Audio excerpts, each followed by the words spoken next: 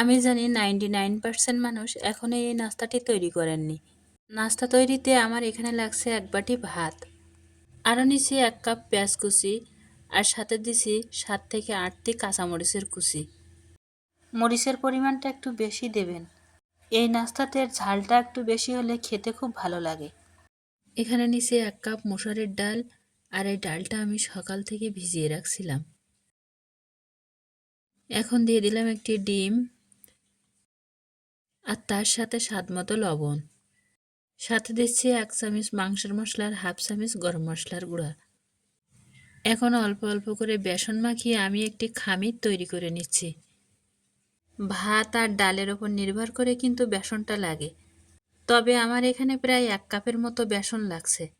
কারণ এই ডোটা একটু আঠালো হবে, তাই বেসনটা একটু বুঝে শুনেই দিতে হবে। এই নাস্তাটা একটু মচমচে করার জন্য দিয়ে দিচ্ছি বেকিং সোডা। সবগুলো উপকরণ এরকম হাত দিয়ে একটু ভালোভাবে মিশিয়ে নেবেন। আর এইগুলো মিশাতে কিন্তু আমি এখানে কোনো পানি ব্যবহার করিনি। ভাতের যে রস আর যে ডিমটা দিছি সেটা দিয়ে একটি ডো তৈরি হয়ে যাবে। একটু সময় ধরে মিশাইছি তো দেখেন পেঁয়াজুর মতো একটি আঠালো ডো তৈরি হয়ে গেছে। এখন এইখান থেকে অল্প অল্প করে নিয়ে ছোট ছোট লেচি তৈরি করে নিছি। হাতের মধ্যে চাপ দিয়ে একটু চ্যাপ্টা করে নিছি, যাতে দেখলে চপের মতো মনে হয়। সবটুকু ডো আমি এইভাবে গোল গোল শেপ দিয়ে নিছি। এখন চুলায় একটা তেলের কড়া বসিয়ে তেলটা গরম করে নিছি।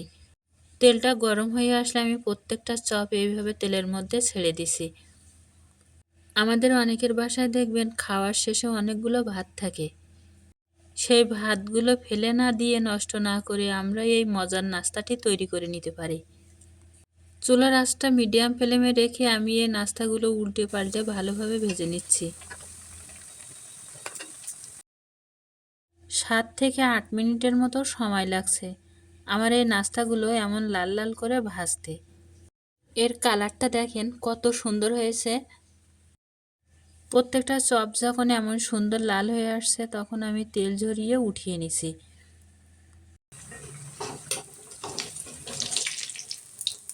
বাকি চপগুলো একটার পর একটা দিয়ে সবগুলো একইভাবে ভেজে নিছি।